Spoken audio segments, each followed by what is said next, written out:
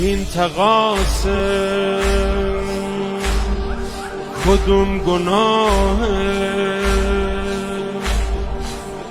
میدونی چند وقت چشم به راهه؟ میگم کربلا، میگن که راه بستن، میگم امام رضا، میگن رواقا بستن. دلت میاد نوکرت یه گوشه تنها بمونه، دلت میاد که دوباره از حرم جا بمونه، دلت میاد